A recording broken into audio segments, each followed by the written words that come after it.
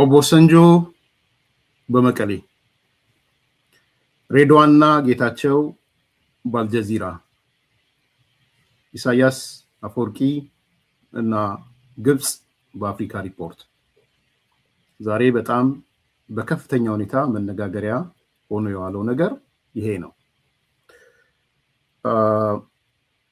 ትልቁ ማሰሪያ ነጥብ ግን ሬድዋንና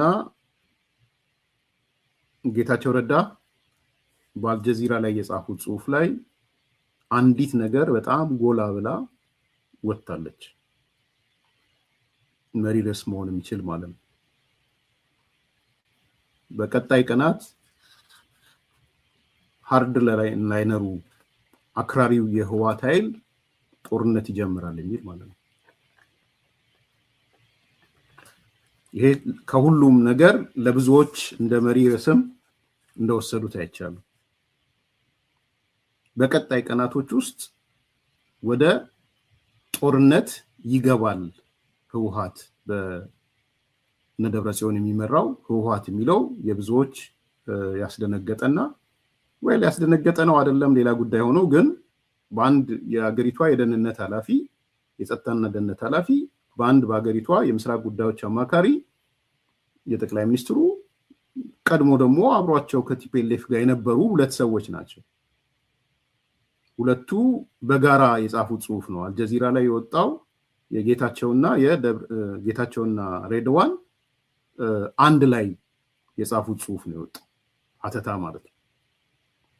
የዛ ሀተታ ማሰሪያ አንቀጽ በቀጣይ ቀናት ሃርድ ላይነሩ ቲፒኤልኤፍ ጦርነት ሊጀምር ይችላል የሚል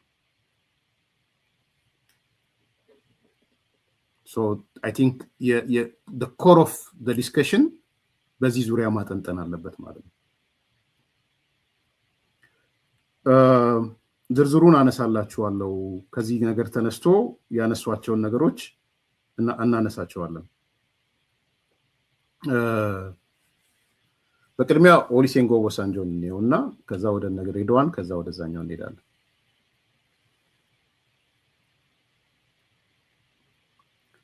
ኦሉሴጉን ኦባሳንጆ በመቀሌ ተገኝቷል።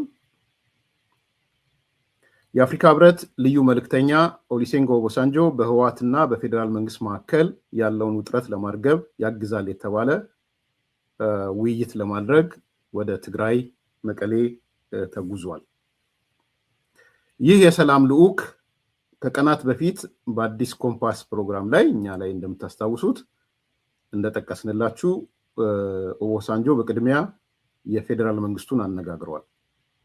እሱ መረጃዎች አሉን። የፌደራል መንግስቱ ለኦባሳንጆ የተናገረው መቀሌ መሄድ ትችላላችሁ፣ ስትሄዱ ግን በቅድሚያ ጊዜ አስተዳደሩን ወደ ቦታው ይመልሱ፣ ለመነጋገርም ወደ አንድ ስቴፕ ቀጣይ ስቴፕም ለመሄድ አንዱ ሪኳየርመንት የነበረውን በፕሪቶሪያ ስምምነት መሰረት የተመሰረተውን አስተዳደር ወደ ነበረበት ይመልሱ ነው ያሉት።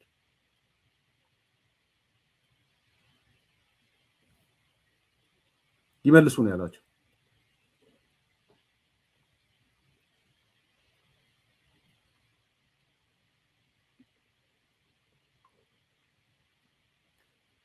ስለዚህ ይሄንን መልእክት ይዘው ነው ወደ መቀሌ ሄዱት።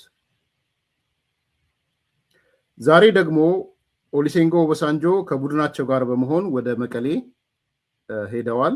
ከደብረጽዮንና ከአዲስ ዓለም ባሌማ ዶክተር አዲስ ዓለም ባሌማ ዶክተር ደብረጽዮን ጋር ንግግር አድርገዋል። እንግዲህ በሰማነው መረጃ አዲስ ዓለም ባሌማ በምክክሩ እንዲገኝ የተደረገው ሆን ተብሎ ነው የሚል ሰምቻለሁ። ብዙ ደብረጽዮን ላይ እምነት የላቸውም እና ደብረጽዮን ምን ሊነጋገር ይችላል ከኦሉሴጉን ኦባሳንጆ ጋር የሚለው ጥርጣሬ ስላላቸው ዋነኛው ሃርድ ኮር የሽማግሌዎቹ ሃርድ ኮር የሆነውን አዲስ ዓለም ባሌማን ነው ያስቀመጡት። በደብረጽዮን ላይ ትረስት ስለሌላቸው አዲስ ዓለም ባሌማ አብሮት እንዲቀመጥ ነው ያደረጉት። እርስ በራስ እኮ እንደዚህ ናቸው። ደግሞ ምክንያቱም ደብረጽዮን እንደምንሰማው ያው ጌታቸውን ባለፈው አንስቷል መውጫ መንገድ ይፈልጋል በሆነ መንገድ ስልጣኑ ቢጠበቅለት ፕሬዝዳንትነቱ ቢጠበቅለት ምናም ቢጠበቅለት የፈንግሏቸው ይወጣል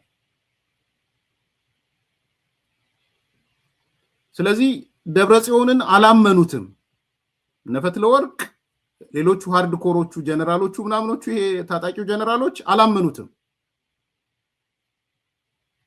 ስላላመኑት ካሉት ሃርድኮር ዋና የሚባለው አንዱ አዲስ ዓለም ባሌማ ነው አብሮ እንዲቀመጥ አደረጉት አዲስ ዓለም ባሌማ ነው በኋላም አስተያየት ሲሰጥ አይታችሁ ከሆነ አዲስ ዓለም ደብረጽዮን ፍንድቅ ነው ያለው ፍንድቅ በጣም ደስታውንም ትመለከታላችሁ የደብረጽዮን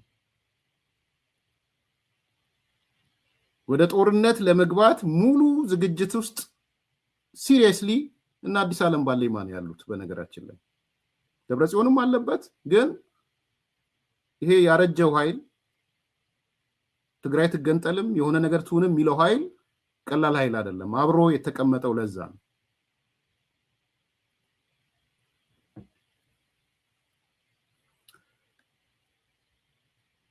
ይሄ አንዱ የተነሳ መረጃ ነው ዘገባዎች ተሰርተዋል አይቻለው ብዙ በትግራይ ሚዲያ በድምጽ ወያኔ የተሰራውን አይቻለው ትንሽ ነው ማለት ነው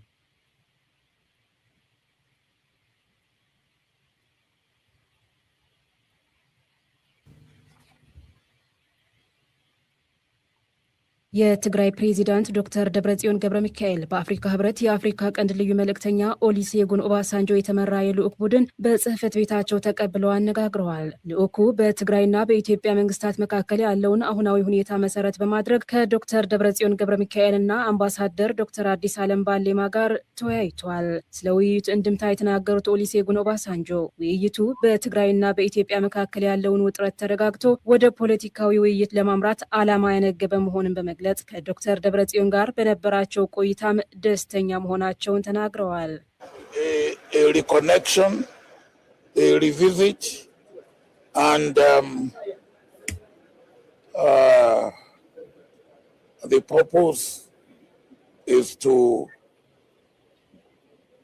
not to allow things to deteriorate. ዓላማው ነገሮች አሁን ካሉበት ደረጃ የበለጠ እንዳይባባሱ እንዳይወሳሰቡ ማድረግ ነው። በዚህች ሀገር የሰላም የደህንነትና መረጋጋት ሁኔታ እንዲሰፍንና የኢኮኖሚ እድገቱ እንዲቀጥል እንዲሁም ግጭት ወደ መቀነስ እንዴት መግባት እንችላለን የሚል ነው። እዚህ ከፕሬዝዳንቱ ጋር ባደረግነው ውይይት ረክቻለሁ። I'm satisfied with my meeting with the president. በትግራይ ስላለው ሁኔታ ለልዑካኑ ማብራሪያ እንደተሰጣቸውና ውጤቱም በሂደት የሚታይ መሆኑን አምባሳደር ዶክተር አዲስ ዓለም ባሌማ ገልጸዋል። ዘሎ አብጫፍ በጽህ ዘሎ ዋዒናይ ኩነት የጦርነት አፋፍ ላይ የደረሰው መካረር ለመቀነስ ይሰራሉ ብለዋል። በእኛ በኩል እዚህ ያለውን ሁኔታ በዝርዝር አስረድተናል። ከዚህ በመነሳት ሂደቱን የምናየው ይሆናል። በትግራይ በኩል የሰላምና የፖለቲካዊ ውይይት በር ምን ጊዜም ክፍት ነው ሲሉም ዶክተር አዲስ ዓለም ተናግረዋል። ንሕና ዳ ኩሉ ሰዓት ንዳያሎግን ፖለቲካል ዳያሎግ ክፉ ምን ጊዜም ለፖለቲካ ውይይት በራችን ክፍት ነው። በመግለጫዎቻችንም በተደጋጋሚ አስታውቀናል። ስለዚህ መጀመሪያ የተቋረጠው ግንኙነት በማስጀመር ወደ ፖለቲካ ውይይት ለማምራት እሰራለሁ ብለዋል። በእኛ በኩልም ለሰላም ዝግጁ ሆነን እንጠብቃለን። ውይይቶችና ስምምነቶች ተግባር ላይ ሊውሉ እንደሚገባም ኦሉሴጉን ኦባሳንጆ ተናግረዋል። Well, we had something on the ground which we had to make to work. ከዚህ በኋላ መሬት ላይ ያለውን ስራ ማስቀጠል አለብን። ያደረግናቸው ስምምነቶችና ጥረቶች በተግባር እንዲሰሩ ማድረግ ያስፈልጋል። የአፍሪካ ህብረትም ሆነ በህብረቱ የአፍሪካ ቀንድ ልዩ መልእክተኛ የሆኑት ኦሉሴጉን ኦባሳንጆ በፕሪቶሪያው ስምምነት አፈጻጸም ሂደት ላይ የነበራቸው ቸልተኝነት በማረም የትግራይ ህዝብ መሰረታዊ የህልውና ጥያቄዎች መፍትሄ አግኝተው በሀገሪቱ ዘላቂ ሰላም እንዲረጋገጥ የሚያስችል ስራ ይሰሩ ይሆን? ጊዜ የሚፈታው የበርካቶች ጥያቄ ነው። ወሳንጆ ስራ አልሰራም ነው እንግዲህ ድምጽ ወያኔ እያለ ያለው። ያው የደብረጽዮንን ደስታ አይታችሁታል። ሰላም ቢሆን እኔ ደስ ነው የሚለኝ ሰላም ቢሰፍን እና ምን ሰራውም ጦርነት እንዳይኖር ነው የምንሰራው አዲስ ኮምፓስ ጦርነት እንዳይኖር ነው የሚሰራው በምንም ተአምር ረጉራው ስለማያዋጣ ጦርነት እንዳይኖር ነው ለነ ደብረጽዮንም የሚያዋጣቸው ጦርነት አለመኖር ይሄ ግልጽ ነው አንዳንድ ሰዎች እዚህ ስታነሱ ሰምቻለሁ የትግራይ ፕሬዝዳንት ምናምን እየተባለ ይባሉ ችግር እኮ የለውም እንደውም እንደዚህ ባሉ ቁጥር ፍላጎታቸው ምንድነው የሚለውን ማወቅ ይቻላል ዜና አይታችሁ ከሆነ አሁን ትንሽ ለወጥ ልክ ንግግር ሲጀመር የኢትዮጵያ መንግስት ብለው ዜና መስራት ጀመሩ ደግሞ የኢትዮጵያ መንግስት ምናምን ብለው ዜና መጀመሪያ እኮ የብልጽግና መንግስት እያሉ ነበር ሰሞኑ ሲሰሩ ይከረሙ ኢቭን ቶናቸው ይለዋወጣል የፌደራል መንግስት የሆነ ግሪን ምንድነው ግሪን ነው የሚባል ወይ ቢጫ መብራት ልክ ማሳየት ሲጀመር የዜና ዘገባቸው ይቀየራል ምናቸው ይቀየራል ያ አይነት ባህሪ ከምንድነው የሚመነጨው ብትሉኝ በፍጹም ስጋት ውስጥ ያሉ አካላቶች አሉ እኔ ካዘነሱ አንዱ ደብረጽዮን ነው ብያምናለሁ ደብረጽዮን የወንበር በሽተኛ ነው ዳዊት ከበደ እንዳለ ህመሙ ወንበር ነው ያቺን ወንበር ያቺን ፕሬዝዳንትነት የሚያስጠብቅበት ነገር ነው የሚያስበው I don't think የትግራይ ፕሬዝዳንት ምናም ሲባል ሁሉ ፍላጎት ያለው አይመስለኝም ብዙ ጽፈውበታል ደብረጽዮን ላይ እንደምታውቁት ነው የጀነራል ዮሐንስ መጽሐፍ ሄዳችሁ አንብቡት ከማናምናቸው ሰዎች ቁጥር 1 ደብረጽዮን ነው የሚለው አቶ ስብሐት ዘመቻ ከፍተውበት እንደነበረ የምታስታውሱት ነው እነዚህ ሃርድ ኮሮቹ አይታመንም ደብረጽዮን ብለው ውጭ ሀገር ያሉት ሚዲያዎች ጨምሮ ህወሓት ፕሮ ህወሓት የሆኑ ደብረጽዮን ላይ እንዴት ከፍተውበት እንደነበረ አይታችኋል ለምንድነው አያምኑትም ደብረጽዮንን ይሄ ሰው የሚፈልገው ነገር ከፌደራል መንግስት ካገኘ ቅልብጥ ይላል ብለው ነው የሚያስቡት ይሁንታ ቢያገኝ ና አዲስ አበባ ቢባል አዲስ አበባ መጥቶ በቃ ፕሬዝዳንትነት ተሰጥቷል ምናምን ቢባል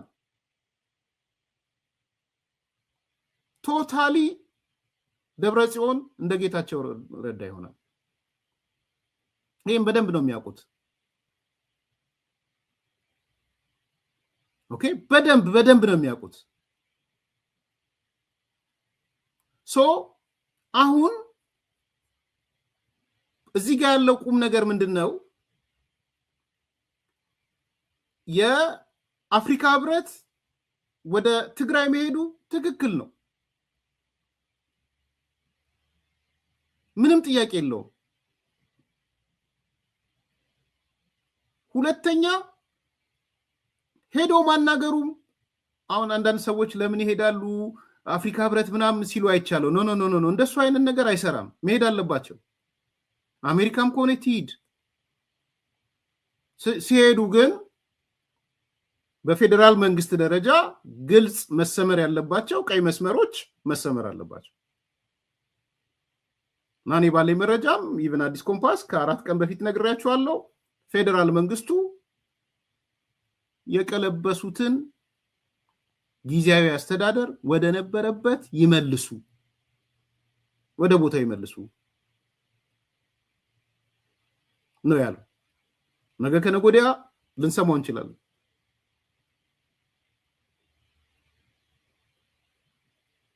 ከይፋዊ ሆነ ከኢትዮጵያ መንግስት ጋር የሚደረገው ንግግር በዜና መልኩ ከወጣ ምን ሰማው እሱ ነው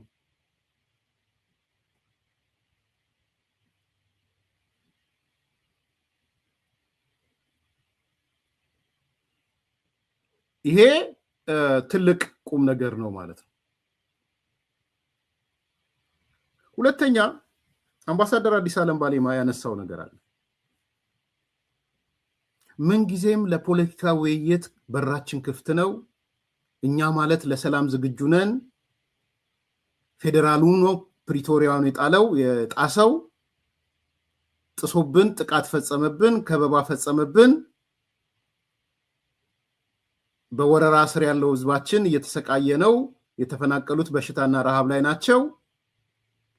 በትግራይ በኩል ህዝብን የሚያድን ፈጣንና ተግባራዊ እንቅስቃሴ እንጠብቃለን ምናምን ብለዋል። አሁን ጥያቄው ለፖለቲካ ውይይት ዝግጁ የሆነ አካል፣ ለሰላም ዝግጁ የሆነ አካል እንዴት ብሎ ነው ከኤርትራ መንግስት ጋር ጥምረት የፈጠረው? እንዴት ብሎ ነው ከሱዳን ጋር ጥምረት የፈጠረው? በአደባባይ ነው የታየው። ስለዚህ ለነሱ ሰላም ማለት ምንድነው?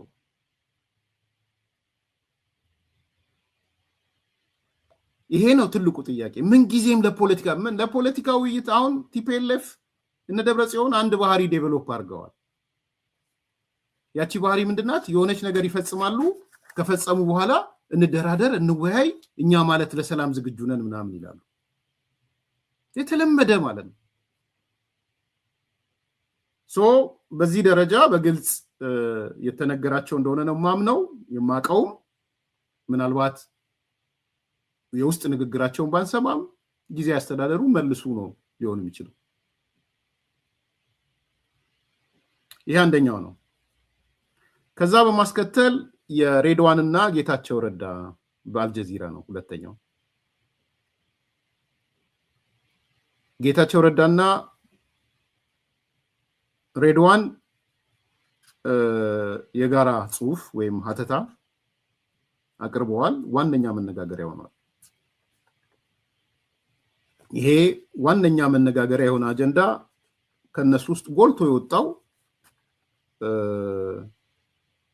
ህወሓት ወይም የሃርድ ላይነሩ በቅርብ ጦርነት ይጀምራል የሚለው። ይሄ በጣም ጎላ ብሎ ሊነሳ የሚችል ነገር ብዬ ነው የማስበው። በቅርብ ቀን ቃል በቃል ነው የተገለጸው፣ በኋላ ላይ አነብላችኋለሁ። በቅርብ የማጥቃት ጦርነት ለመጀመር ወስነዋል ነው የሚለው።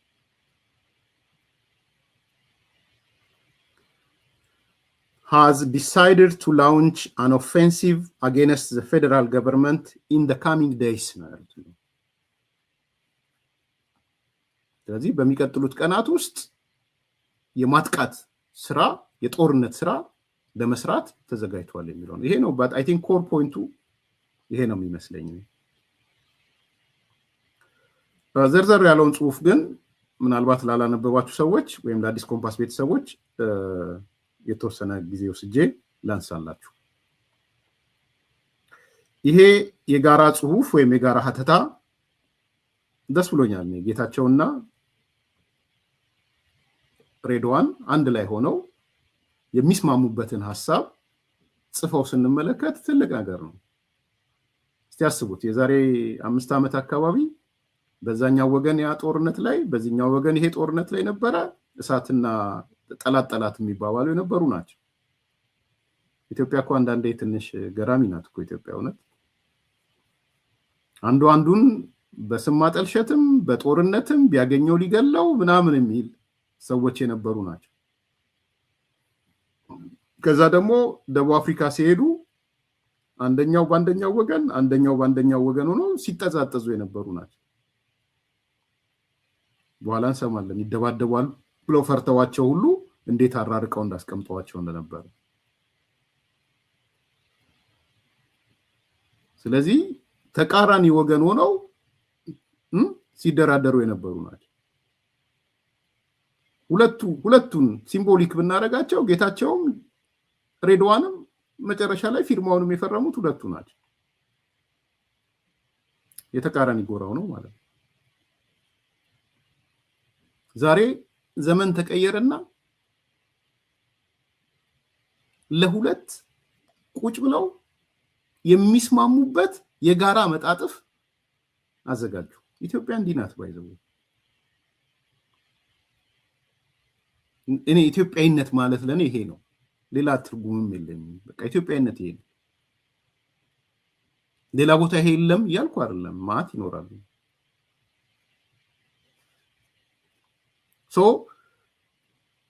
በዚህ መንፈስና በዚህ ስፕሪት ውስጥ ነው ያነበብኩት ጽሁፉን።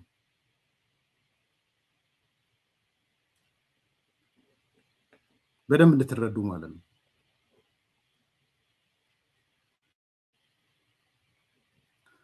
ሰው በርዕስ ደረጃ ያስቀመጡት ምንድነው? ኢትዮጵያ ዳግም ወደ ጦርነት መግባት የለባትም የሚል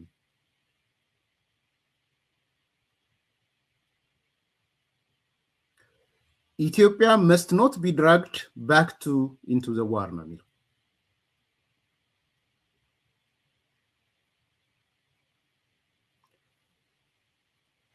መሰረታዊ ቁም ነገሮቹ የፕሪቶሪያ ስምምነት እፎይታ አምጥቷል። ይህንን ስምምነት ለመቅደድ የሚያስቡ አካላት ዓለም አቀፍ ጫና ያስፈልጋቸዋል።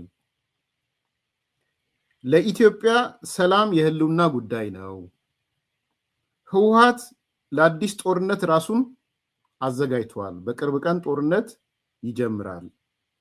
ህወሓት በኤርትራ መንግስት ድጋፍ ከፍተኛ ተዋጊ ኃይል እያሰለጠነ ነው። በህወሓትና የኤርትራ መንግስት ላይ ተጽዕኖ ማሳደር የሚችሉ አካላት ይሄን ነገር እንዲያስቆሙ ጥሪ እናስተላልፋለን።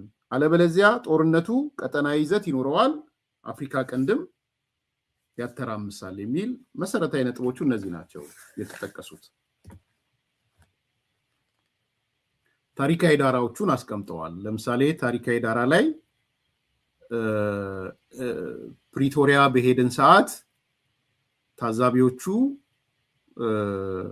በጣም ፈርተው እዚያ ጠረጴዛ ላይ ይደባደባሉ ብለው ፈርተው ነበር ይላል።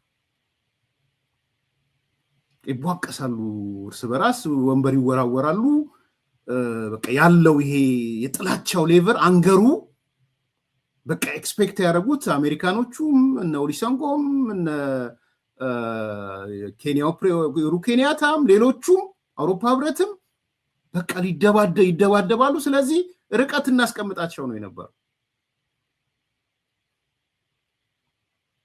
እዚያው ጠረጴዛ ላይ ይደባደባሉ ብለው አስበው ነበር ይላል እና የጠበቁትን ነገር ባለማግኘታቸው ተገረሙ ነው የሚለው። አልተደባደቡም።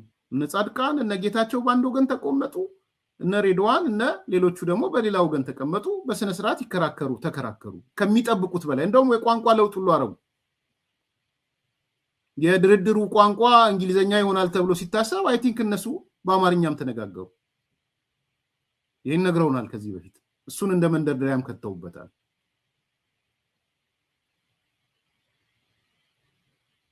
እና ለምንድን ነው ይሄን ብለን መጠየቅ አለብን። ለኔ ይሄ ዲፕ ነው።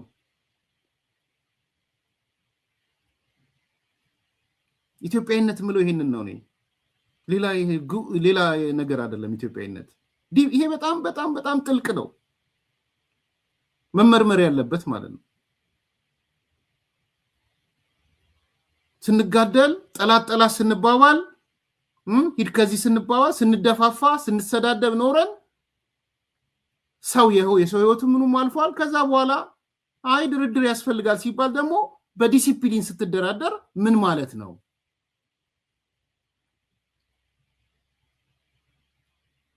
ራሴን ነው ስጠይቅ የነበረው። ቀደም ይሄን ድጋሚም እያነበብኩ ምንድነው ምንጩ? ይሄ ለምን እንዴት ሆነ?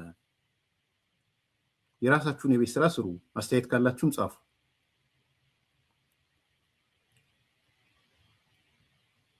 እኔ ምንድነው የሚታየኝ አይ ቲንክ ሁለቱም አካል ጦርነቱ መምጣት አልነበረበትም የሚል ስሜት ያላቸው ይመስለኛል። በጌታቸው በሬድዋንም ማይንድ ሴት ውስጥ ይሄ ጦርነት መከሰት አልነበረበትም የሚል አይቀሬ ነው ሌላ ክርክር ነው። ጦርነቱ ይቀር ነበር አይቀር ነበር የሚለው እሱን ልተውት ብዬ ነው።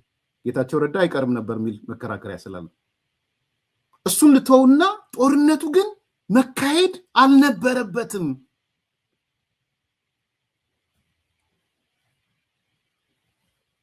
የሚል ስሜት ያለ ይመስለኛል። የመጸጸት የመቆጨት ማለት ነው። እነዛ ሁሉ ወጣቶች ለምን አለቁ? ለምን ይሄን ያህል ሪሶርስ $27 ቢሊዮን አካባቢ ለምን ወጣ? ሪግሬት የሚያደርግ ምንድነው? አዘይንድ ያገኘነው ነገር ምንድነው? አሸናፊው ምን አገኘ? ተሸናፊው ምን አጣ? በጋራ ወረር ለሞ የተሸነፍ ነው። እንደ ኢትዮጵያ ስናስበው እኮ የጋራ ሽንፈት እኮ ነው እንደ ኢትዮጵያ። ስለዚህ ያ ስሜት ሁለቱም ቡድን ጋር ያለ ስሜት ይመስለኛል አንዱ።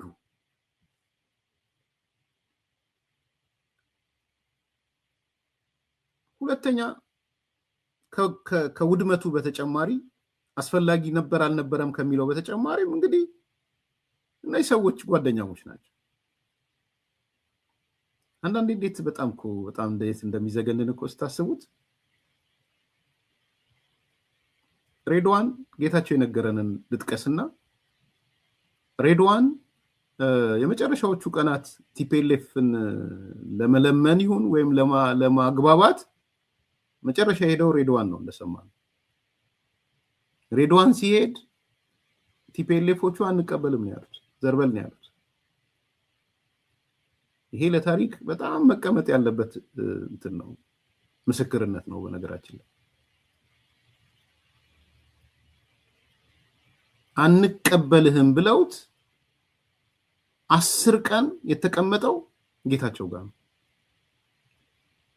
10 ቀን ቀላል አይደለም።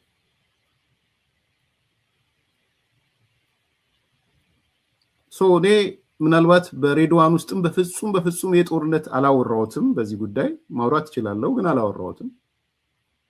በፍጹም ያ ነገር አንድ ሰው 10 ቀን ቁጭ ብሎ አይነጋገርም። ፊታቸውን ያዞሩበት እንደሰማን። በዚህ መሃል በጌታቸውና በሬድዋን መካከል ያለው ሪሌሽንሺፕም የሆነ ከፖለቲካው ባሻገር ተሸግራችሁ የምታዩት ነገር አለ። እና ትላንት እንደዛ የሆኑ አብረው አንድ ቤት የቆዩ አብረው የበሉ አብረው የጠጡ ምን ያሉ አይ ቲንክ በመንፈስ በአስተሳሰብ የሚግባቡ በመጽሐፍ ማንበብ የሚግባቡ በአዲስ አስተሳሰቦች ምናምን እንትን የሚሉ አንባቢዎች እስከማቃቸው ድረስ እንትኑን ቴክኖሎጂውን የሚያነቡ ዘ ወርልድ ኢዝ ፍላት እያሉ መጽሐፉን ይዘው የሚያስተምሩ እውነት ስለሆነ ነው የምናገረው። ዓለም ጠፍጣፋነቷ እየመጣ ያዩት እኛ በሂውማን ዌቭ ዘግናኝ የሆነ ያው ጦርነቱ ስንኖር አይ ቲንክ የሚሰማቸው ስሜት የሆነ ነገር አለ ብዬ አስባለሁ። ስለዚህ ፐርሰናል የሆነም ነገር አለው ብዬ አምናለሁ። ያም ሆነ ግን ለታሪክ ይቀመጥ። እንደ ኢትዮጵያ ግን ልንኮራበት የሚገባው ተጋለንም ጠላት ተባብለንም ወደ ድርድር ጠረጴዛ ስንመጣ አክብረን ተከባብረን መናገር መቻላችን ትልቅ ነገር አድርጌ ነው ማስበው። እሱን እንደ ባክግራውንድ አንስተውታል።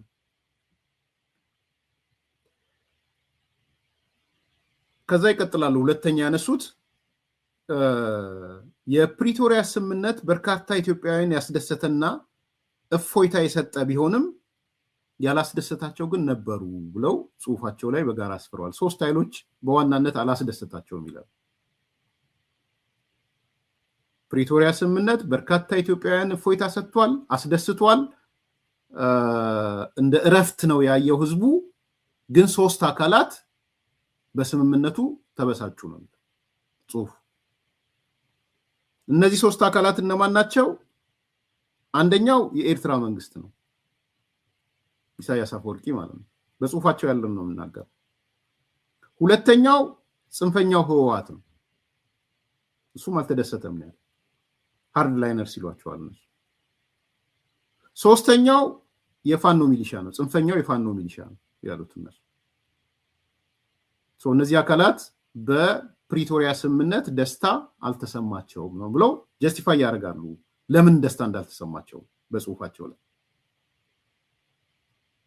ለምሳሌ ቲፒኤልኤፍ ሃርድ ላይነሩ አክራሪው ኃይል የሚፈልግ የነበረው የአጭር ጊዜ ተኩስ አቁም ነበር የሚፈልገው ይላል። ዘላቂ የሆነ የተኩስ ማቆም ፍላጎት አልነበራቸውም ነው። ስለዚህ እረፍት ነው የፈለገው፣ ጊዜ መግዣ ነው የፈለገው። ከዛ ጦርነቱን ከረፍት በኋላ ሊቀጥል ማለት ነው። ስለዚህ ዘላቂ የሆነ ቋሚ የተኩስ አቁም ሲሆን ከፋቸው ነው የሚሉት እነሱ። አንዱ የሚያስቀምጡት ምክንያቱንም በደንብ ልግለጽላችሁ ብዬ ነው። ሁለተኛው አክራሪው ኃይል ነው የሚሉት። አክራሪው የፋኖ ኃይል እንደው ፌደራል መንግስቱ ከህወሓት ጋር ሊስማማብን ነው፣ ተመልሰው ያው ወደ ወዳጅነት ሊሄዱ ይችላሉ የሚል ቅሬታ ነበረው። በቃ ተስማምተው ከቲፒኤልኤፍ ጋር ጉድ ልንሆን ነው የሚል አክራሪው ፋኖ የሚባለው መዋቅር እንደሱ ነው የሚያስበው። ሌላም ተጨማሪ ነገሮችም አሉ ነው የሚለው። እንግዲህ ያልገለጿቸው ነገሮች አሉ ይላሉ።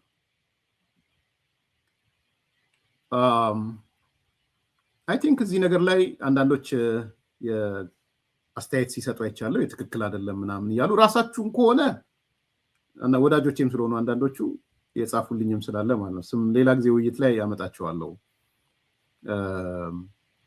ራስን ሪፈር ማድረግ ከሆነ ልክ ሊሆን ይችላል። ራስን አሁን እዚህ ጋር በተያያዘ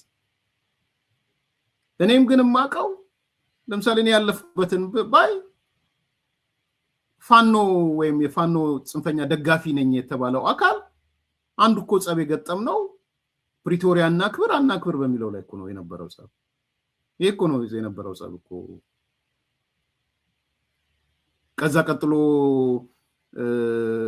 ልዩ ኃይል ፍረስ ተባለ ምናምን እኮ ቀጥሎ የመጣ ነገር ነው እንጂ በፕሪቶሪያ ስምምነት የአማራው ጽንፈኛ ደስተኛ አልነበረም። ይሄ እውነት ነው። እኔ ጋር መንፈራቀቅ የተፈጠረው በዛ ነው። ደስተኛ አልነበሩ። መጀመሪያ አማራው አልተሳተፈም።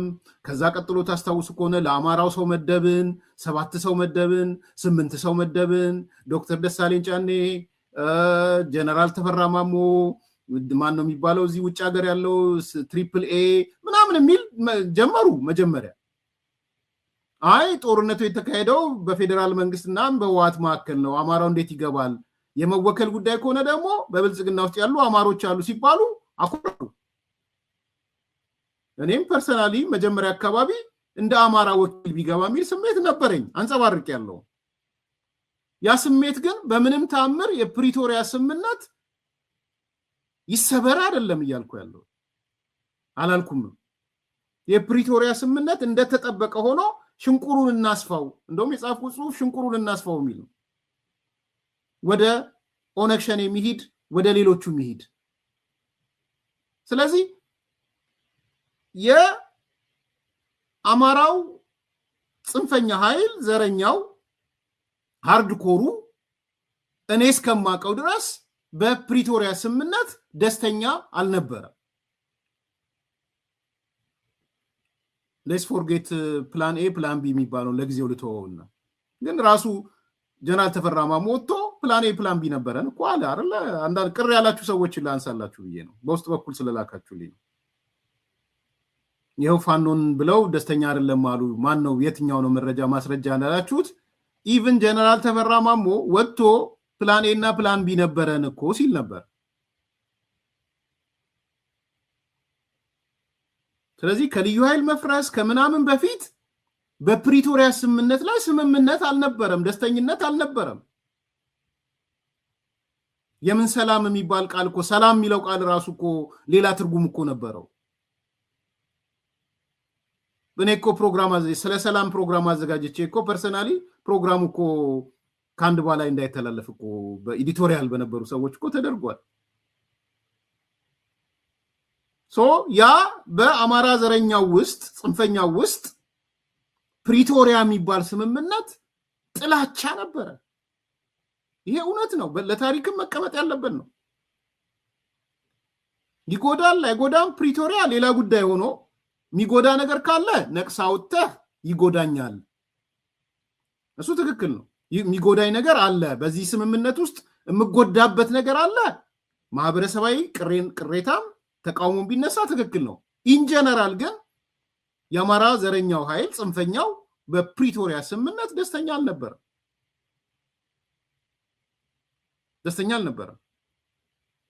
እነዚህ ሰዎች ጌታቸው ስለጻፈው ሬድዋን ስለጻፈው ወይም ጌታቸውና ሬድዋን ስለጻፉት ሳይሆን የሚታይ እውነት ስለሆነ ነው። የሚታይ እውነት ነው። ይሄ በግልጽ የታየ እውነት ነው። እኔ ምንም እኮ ነበርኩኝ እኮ አልኳችሁ። የአማራው ኃይል ይሳተፍ ሲባል ቢሳተፍ ጥሩ ነው ብዬ እነዚህ ኮሚቴዎችም ጥሩ አረጉ። በኋላ ግን አይ ጀስቲፋይ ሲደረግ የተካሄደው ጦርነት በሁለት ኃይሎች ነው። በኋላ ለካ there is called plan A plan B ምናምን የሚባል ነገርም አለ። ሻቢያ ዲዛይን ያደረገው ባይዘው ያ ፕላን የሻቢያ ፕላን ነው። እዚህ ያለውን ቲፒኤልኤፍ ካጠቃም በኋላ ፌደራሉ ይሳሳል፣ ሰራዊቱ ይሟሽሻል፣ እንደፈለኩ ጨፍራለሁ የሚል ነው የነበረው። የአማራውን ኃይል ያሰለጠነው ሻቢያ አይደለም እንዴ? አይደለም? ይሄ ነው እውነቱ እኮ። ማን ያሰለጠነው እንዴ? ስንት ሺህ ነው የተሰለጠነው? ስለዚህ የፕላን ጉዳይ ነበረ። ፕላን ኤ ፕላን ቢ ነበረ። ሶስተኛው የኢሳያስ አፈወርቂ መንግስት ነው እና ኢሳያስ አፈወርቂ በፕሪቶሪያው ስምምነት ደስተኛ እንዳልነበረ በጽሁፋቸው ያካተቱት ማለት ነው። ስምምነቱ ኢሳያስ ምንድነው የሚለው? ኢሳያስ ይሄ ስምምነት የሲአይኤ ያቀነባበረው ሴራ ስለሆነ ቀጠናውን ጥቅም አያስጠብቅም ብሎ ያስብ ሲአይኤ ያቀነባበረው ነው ብሎ ነው የተናገረው ነው የሚሉት እነሱ። አይ ቲንክ ሰምተነዋል መሰለኝ። የሲአይኤ አሻጥር ነው የሲአይኤ ሴራ ነው ብሎ ነው የተናገረው ኢሳያስ። ስለዚህ አልተቀበለውም፣ ፕሪቶሪያ ስምምነትን አልተቀበለም። ሴራ ነው የሲአይኤ ሴራ ነው ያለው በቀጥታ። እውነት ነው ይሄ፣ በድምጽ የወጣ ነው ይሄ። ተኮሊፍና ነው ያለው፣ ተኮላሸን ነው ያለው። ስለዚህ ሶስቱ ኃይሎች ደስተኛ አልነበሩም በፕሪቶሪያ ስምምነት የሚል በጽሁፋቸው ላይ ያካተዋል። ኢሳያስን ዘርዘር አድርገው ነው የሚያነሱት። ኢሳያስ የኢትዮጵያ የውስጥ ጦርነት የዕለት ህልሙ ነው የሚለው ጽሁፋቸው ላይ። ኢትዮጵያ ሁልጊዜም እየተዋጋች እንድትኖር ይፈልጋል ኢሳያስ። ሁልጊዜም የነሱ ጽሁፍ ነው። ኢሳያስ ማየት የሚፈልገው ኢትዮጵያን ደካማ፣ የተከፋፈለችና ለእሱ ፍላጎት የተመቸች፣ እሷ ተጠቅመዋለች ለኢሳያስ። በዚህ ምክንያት ኢሳያስ ጊዜ ሳያጠፋ በንዴት በድባቴ ውስጥ ያለውን የህወሓት ሃርድ ላይነር እና ፋኖ ጽንፈኛ ፋኖን አግኝቶ ጽምዶ ፈጠረ ይላሉ እነሱ። የጽምዶ መፈጠር የንዴት ውጤት ነው የሚሉት እነሱ። ዛሬ ወዲያን ጥሩ የተናገረው አለ፣ ነገ ይዤው እመጣለሁ። ጽምዶ ማለት የተስፋ የቆረጡ ሰዎች ስብስብ ነው ምናምን የሚል በኢቲቪ ላይ የተናገረው አለ። ከፌደራል መንግስት ጋር አብረን እንሰራለን የሚልም ያነሳዋል። ይሄ ትግራይ ፒስ ፎርስ የኔ ተማሪ ነበረ ወዲያን ጥሩ። እሱ ሌላ ጊዜ ይዤው እመጣለሁ። ግን ምንድነው የሚሉት እነሱ? አሁን ጽምዶ እንዴት ተፈጠረ የሚለው ነገር የመፈጠሩ ምክንያት የቁስለኞች ስብስብ ነው የሚለው። ቁስለኞች ናቸው ሶስቱም። አያቸው የቲፒኤልኤፍ ሃርድ ላይነር ዘላቂ ሰላም አይፈልጉም። ፋኖ ጽንፈኛው ዘላቂ ሰላም አልፈለገም፣ ፕሪቶሪያን አልወደደም። የጸረ ፕሪቶሪያ ኃይሎች ጽምዶ የሚል ፈጠሩ። ስለዚህ የቁስለኞች ስብስብ ነው ባጭሩ። ጽምዶ የቁስለኞች ስብስብ ነው።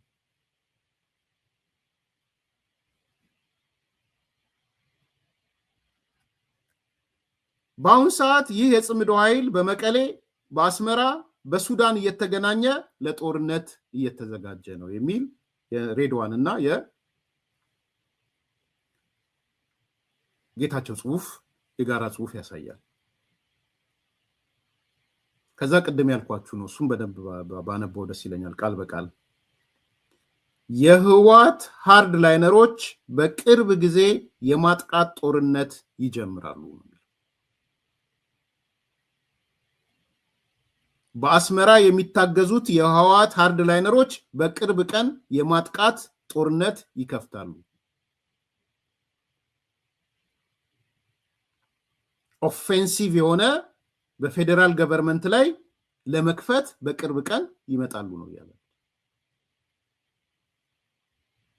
ይሄ አንዱ ትልቅ አነጋጋሪ ሆኖ ይወጣ ነጥብ ነው። የትግራይ ህዝብ ግን ጦርነቱን እምቢ ብሏቸዋል። የትግራይ ህዝብ ካታጎሪካሊ ሪጀክት አድርጎታል ነው ያለው።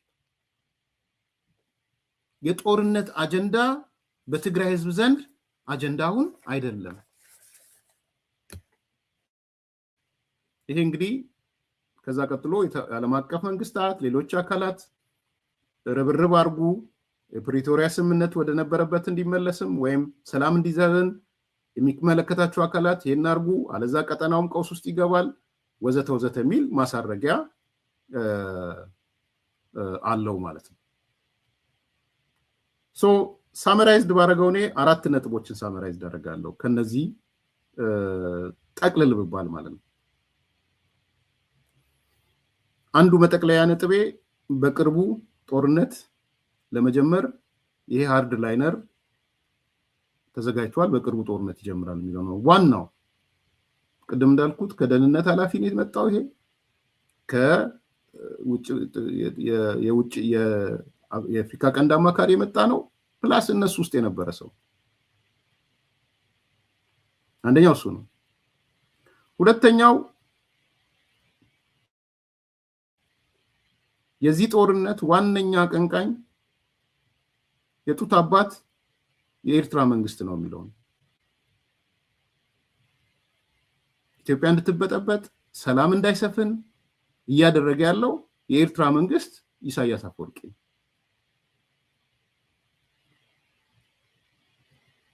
ሶስተኛው ማሳረጊያ የትግራይ ህዝብ ለጦርነት ፍላጎት የለውም፣ በተለይ ወጣቱ እምቢ ብሏል የሚለው ነው።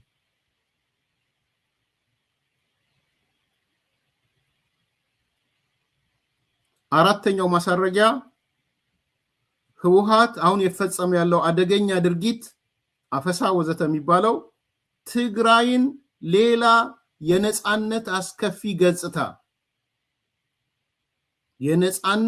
አስከፊ ገጽታ ውስጥ ከቷታል። ባርነት ማለት ነው በሌላ አነጋገር፣ ኤርትራናይዜሽን ኦፍ ትግራይ ማለት ነው በሌላ አነጋገር። ህወሓት ሻቢያናይዜሽን ውስጥ ገብቷል፣ ትግራይ ኤርትራናይዜሽን ውስጥ ገብታለች። ስለዚህ አስከፊ የነጻነት አስከፊ ገጽታ በነጻነት ስም በምን ስም ያለ የባርነት ምህዋር ማለት ነው። በተለይ እየተካሄደ ያለው አፈሳ በሚያስደነግጥ መልኩ ነው እየተከናወነ ያለው። ትላንትና በዝርዝር አንስተነዋል። ይሄ አንደኛው ነው ማለት ነው። ሶ አራቱ ማሳረጊያዎች እነዚህ ናቸው። የኤርትራ መንግስትም ዝግጅት እያደረገ እንደሆነ ትላንትና ነግሬያቸዋለሁ። በዝርዝር ነው የነገርኳችሁ። የኤርትራ መንግስት ከመቼውም በላይ ኮሚቴ አቋቁሞ፣ ኮሚቴ ብቻ ሳይሆን የአስቸኳይ ኢመርጀንሲ አካል አቋቁሞ ነው እየሰራ ያለው።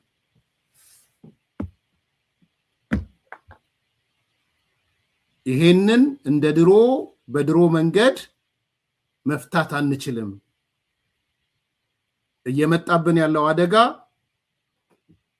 ከፍተኛ ነው በሚል ኢሳያስ ወይም የኤርትራ መንግስት ኢመርጀንሲ ማኔጅመንት ሩም አቋቁሟል። ትላንት ያልሰማችሁ ሰዎች መስማት ትችላላችሁ። ይሄ ትዕዛዝ የሰጠው ኢሳያስ ከአስመራ ተነስቶ ለ3 ቀን ብሎ ግብጽ ቆይቶ ነው አሁን ዛሬ ተመለሰ የሚል ዜና ሲሰሩ አይቻለሁ። ተመለሰ የሚል ሁለት ነገሮች ናቸው እዚህ ጋር ያሉት። አንደኛው በኤርትራ መንግስት በኩል በትግራይ በተቻለ መጠን ጦርነት እንዲጀመር ቅድም የተባለው በቅርቡ ጦርነት ይጀምራል የሚለው የኢሳያስ እቅድ ነው። ምንም ይሁን ምን ዝግጅታችሁ ጦርነት ጀምሩ ነው እያላችሁ ያለው። ሁለተኛ ለኤርትራ ደግሞ የኢመርጀንሲ ማኔጅመንት ሩም ከዚህ በፊት ተቋቁሞ አቅም ይሄ በሰማሁት መሰረት ኢቭን ኢትዮ ኤርትራ ጦርነት ላይም አልነበረ። ይሄ አስቸኳይ ኢመርጀንሲ ማኔጅመንት ሩም ማለት የአጠቃላይ ፖለቲካውን ወታደራዊውን ውሳኔ ለፕሬዝዳንቱ ግባት ይሰጣል፣ ኢሳያስ ይወስናል። አንደኛው ገጽታ እሱ ነው። ሁለተኛው ደግሞ ከግብጽ ጋር ነው ሄዶ የተነጋገረው። ኢሳያስ ከግብጽ ጋር ሲነጋገር ኢትዮጵያ ወደ ቀይ ባህር እንዳትወጣ ፍላጎቷን ከግብጽ ድጋፍ ፈልጋለሁ ብሎ ነው ሄደው። ይሄን ደግሞ በአፍሪካ ሪፖርት ያወጣው ማለት ነው።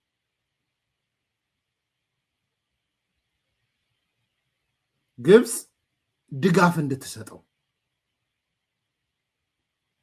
ስለዚህ ስምምነታቸው ላይ ምናልባት በአጭር ጊዜ ልንሰማው እንችላለን። ለግብጽ የአሰብ ወደብን የማስተዳደር ስራ እስከ መስጠት ሊሄድ ይችላል አሁን ባለው ሁኔታ ማለት ነው።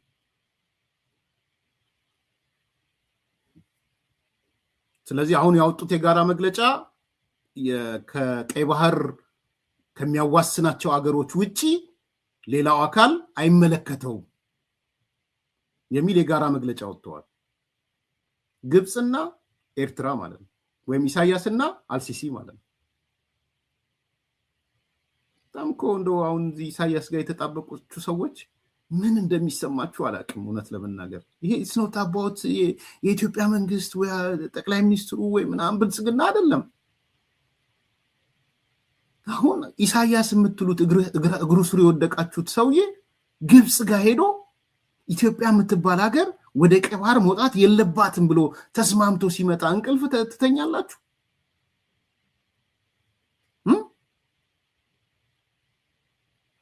እኔ ሃርድ ላይነሩ የቲፒኤልኤፍ ፊተኛ እሱ ድሮም ቢሆን ለኤርትራን ለማስገንጠል ነው የተዋጋውም ምንም ያለው። የስብሃት ቡድንም የአምባሳደር ፍስሐ አስገዶም ቡድንም የነ ሃርድ ላይነሩ ቡድንም እሱ ደብረጽዮንም የማነ ፈትለወርቅ ምናምን እነሱ በቃ ኤርትራ ኢትዮጵያ ከወደብ ለማስወጣት ከባህር በር ለማስወጣት ስለሆነ ቢንዘረዘሩ ደስ ምናልባት ትክክል ናቸው እነሱ። ግን ኢትዮጵያዬ ስትሉ ወደብ አጣን፣ የባህር በር አጣን፣ አንገታችን ተቆረጠ ምናምን የጥላውን ገሰሰ ዘፈን እያላችሁ ስትዘምሩ ስትደልቁ ስታንቋርሩ የነበራችሁ ሰዎች ኢሳያስ 3 ቀን ሄዶ የ3 ቀን ስምምነት ውጤት እንደ ኢትዮጵያ ያሉ ሀገሮች ወደ ቀይ ባህር መውጣት የለባቸውም፣ የባህር በር ማስናቸው ሀገሮች ቀይ ባህር ከወጡ በጋራ እንመታቸዋለን የሚል ስምምነት ሲስማማ ምን ተሰማችሁ?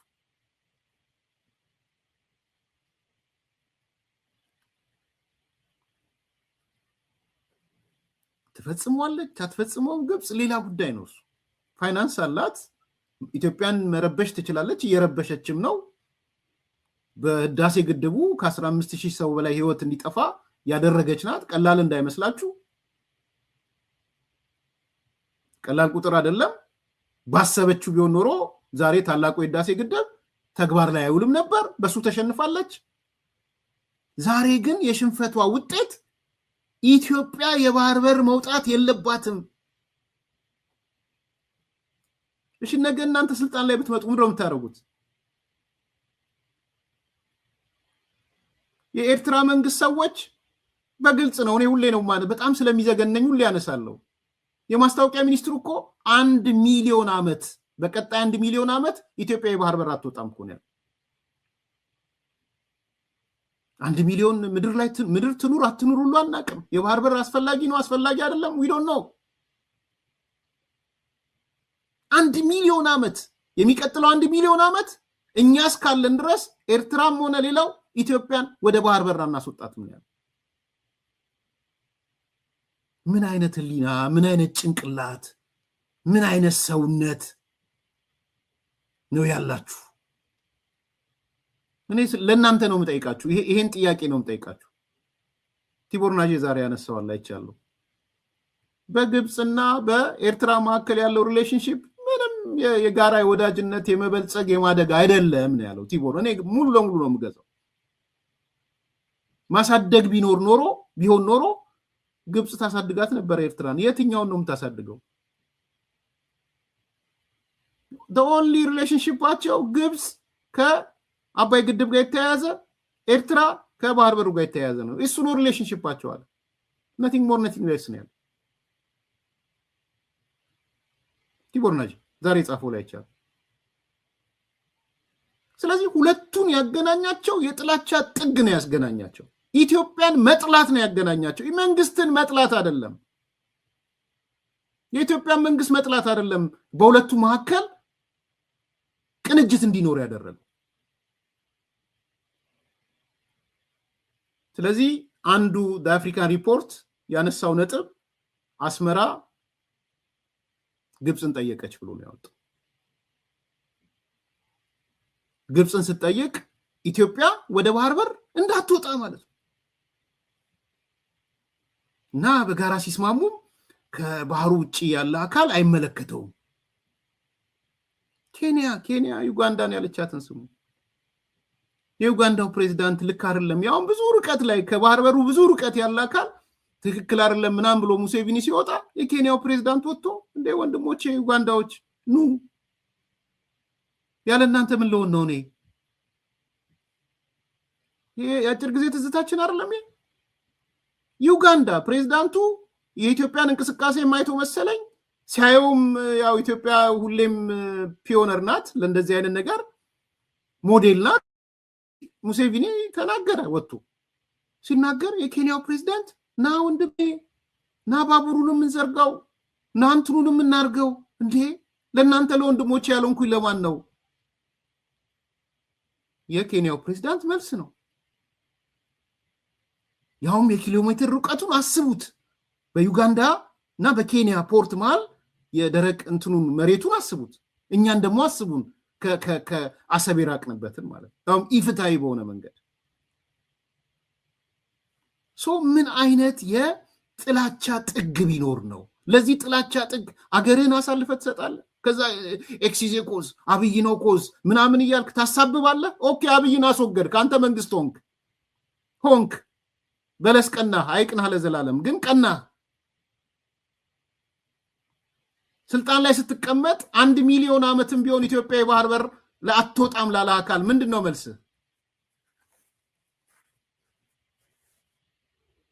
ይሄ ነው ጥያቄው።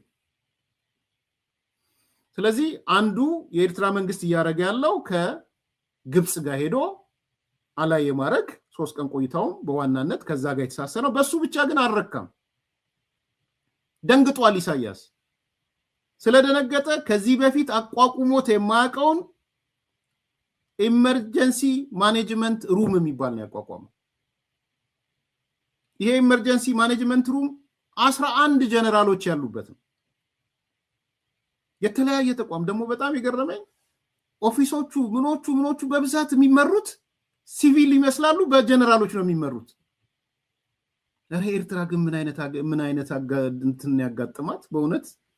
እኔ ያነበብኩት ለኤርትራውያን ያዘንኩት። ለካ የሲቪል ተቋማትም ጀነራሎች ምናምኖች ነው የሚመሩት። እንትን ጠብቃለው አብዛኞቹ በሰባና በምናምን ዓመት ውስጥ ነው። ቢኮዝ የዛኔ ጀነራል ከሆነ የበረሃው ትግል ላይ ጀማሪ የነበሩ ናቸው ማለት ነው። ሰዎቹን እድሜያቸውን ሁሉ አሰላውት። እኔ ወጣት ብቻ አይደለም የሌለው የወጣት መሪም የላቸውም ምንም። ኤርትራ የገባችበት ዳፋ ውይ ኤርትራውያን አሳዘናችሁኝ ከምር። መሰናይ ለካ ዝም ብላችሁ አይደለም የምትብሰከሰቁት። ሰናይ ወንድሜ በጣም ነው እውነትን ነው። ለካ ይሄ የመብሰክሰክ ውጤት አንዳንድ ጊዜ ያስደነግጣል። በዚህ መጠን በዓለም ላይ በጫካ ታግሎ ከዛ ደግሞ 30 ምናምን ዓመት ስቲል ኢምፓወር ዝም ብለን ኢሳያስ እንላለን እንጂ ለካ የኢሳያስ ቲም እንዳለ ነው ቢሮ ምናምን ሚኒስትር ያሉትን የተቆጣጠሩት ወጣት የሚባል የለም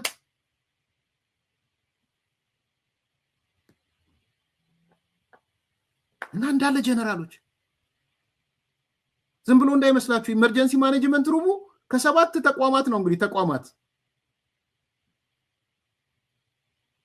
ከዲፌንስ ሚኒስትር ከመከላከያ ማለት ነው ከናሽናል ሴኩሪቲ ኤጀንሲ ከብሔራዊ ደህንነት የሚሉት ከውጭ ጉዳይ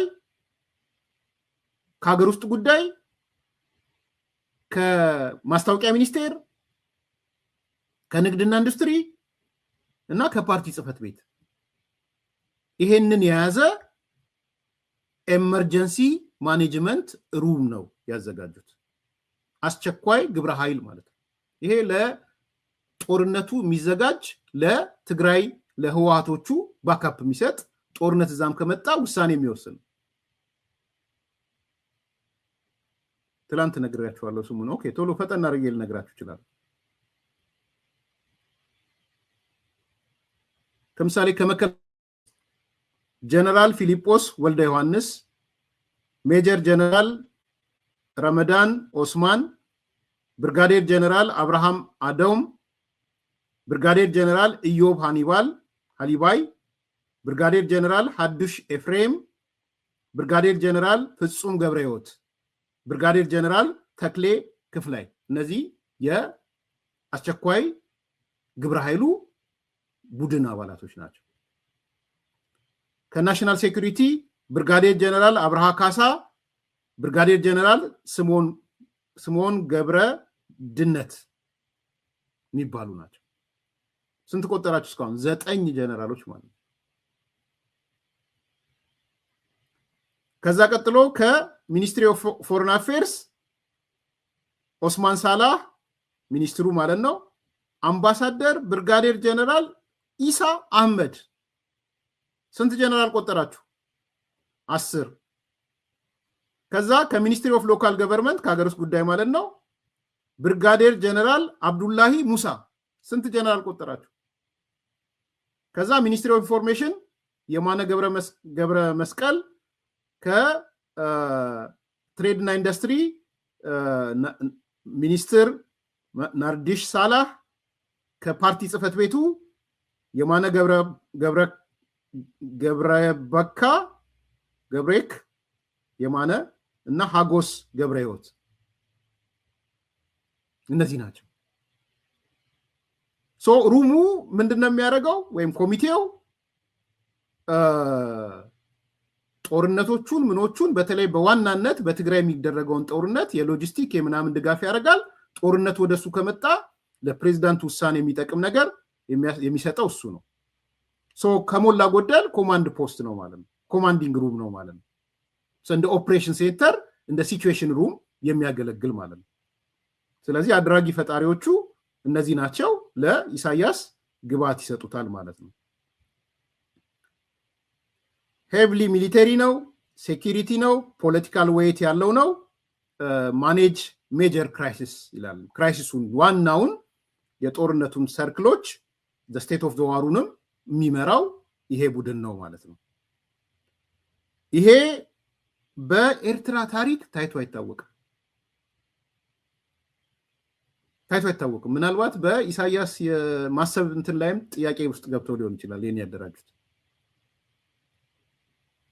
ስለዚህ እንግዲህ አንዱ የውሳኔ የሚሰጥ የአስቸኳይ ግብረ ኃይል ከ11 በላይ ጀነራሎች ያሉበት ከንግድና ኢንዱስትሪው ከኮሙኒኬሽን ሚኒስትር ወይም ከማስታወቂያ ቅድም ከተቀስኩባቸው ተቋማት የተደራጀ ኃይል ነው ያደራጁት እነዚህ ሰዎች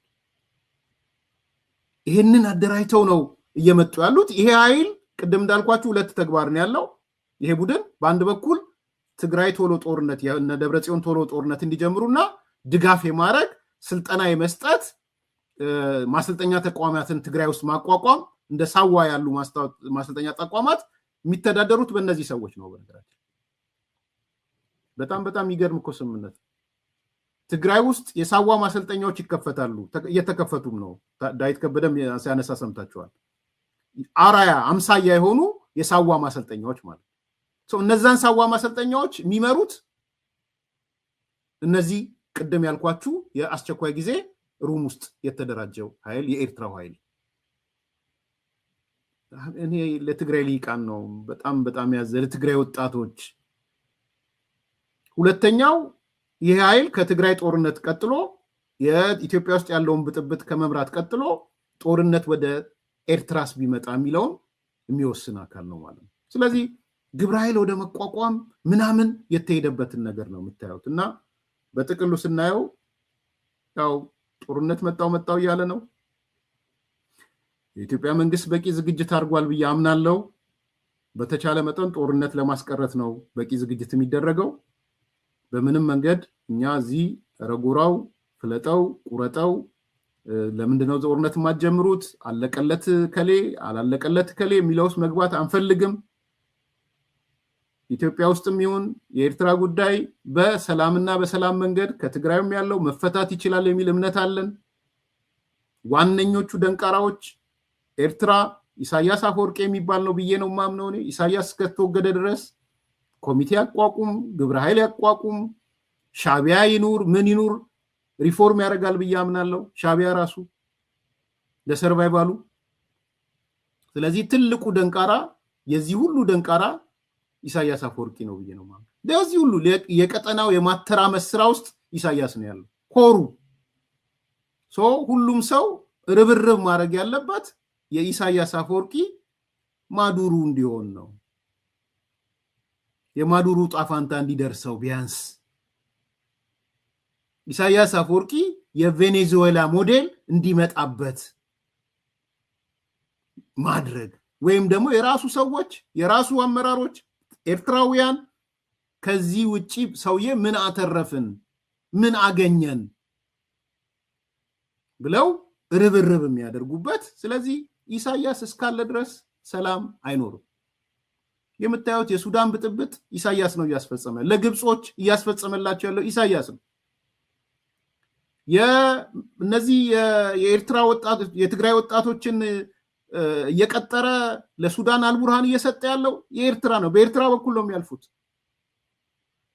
$200 ለአንድ ታጣቂ ይከፈላል $50 ነው ታጣቂው የሚወስደው የተቀረውን የኤርትራ መንግስትና ህወሓት ነው የተከፋፈሉት ያለው ዛሬ በአደባባይ አይታችኋል ሱዳን አልቡርሃን ጦርነት ውስጥ የቲፒኤልኤፍ ታጣቂዎች እየተሳተፉ እንደሆነ እነሱም እየተናገሩ ሱዳን ትስር አልቡርሃን ትስር ትግራይ ትስር ሲሉ አይታችኋል ዛሬ አደባባይ እውነት ሆኗል ቪዲዮዎቹ አደባባይ እውነት ሆኗል ዛሬ ጽምዶን የሚክድ አካል የለም የመንግስት ነው የህዝብ ለህዝብ ነው ምናምን የሚባል ነገር የለም በአደባባይ ታይቷል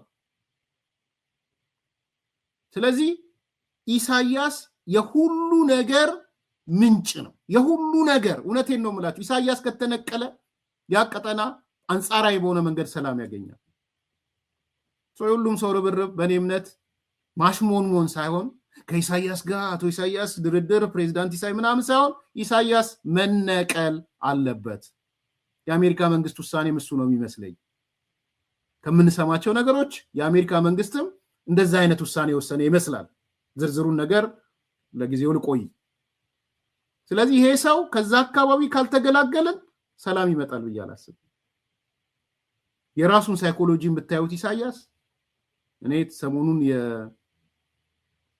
የኦቦሌንጮ ለታ መጽሐፍ እያነበብኩ ነውና በጣም ፋሲኔቲንግ ነው መጽሐፉ ኢሳያስን የገለጹበት መንገድ የኢሳያስ ፍላጎት ምን እንደሆነ ከሱ ጋር የተነጋገሩት ነገር በእርግጥስ በተለይ አንድ ጥያቄ ብቻ ላንሳና ለላንተ እኔ ከኦቦሌንጮ ለታ አቃለው ከሳቸው መጽሐፍ አንድ ነገር ተረድቻለሁ በዝርዝር አወራላችኋል አንድ ከኢሳያስ አንፃር ኢሳያስ የኤርትራን ህዝብ ለምን እንደጠላ ገብቶኛል ስለ ኢትዮጵያ አይደለም ያወራሁት በደንብ አስምሩ ኢሳያስ ለምን የኤርትራን ህዝብ እንደጠላ በዚህ ደረጃ እንዴት መቀመቅ እንደከተተው አሁን ገብቶኛል በፊትም አቃለው የተወሰነ አሁን ግን ከኦቦሌንጮ ለታ መጽሐፍ አንዱ ሳመራይዝ ዳርግ ብዬ በባል ኢሳያስ በዚህ ልክ ኤርትራውያንን ለምን ጠላ ኤርትራን እንደ ኤርትራስ ለምን ጠላት ለሚለው መልስ አግኝቻለሁ።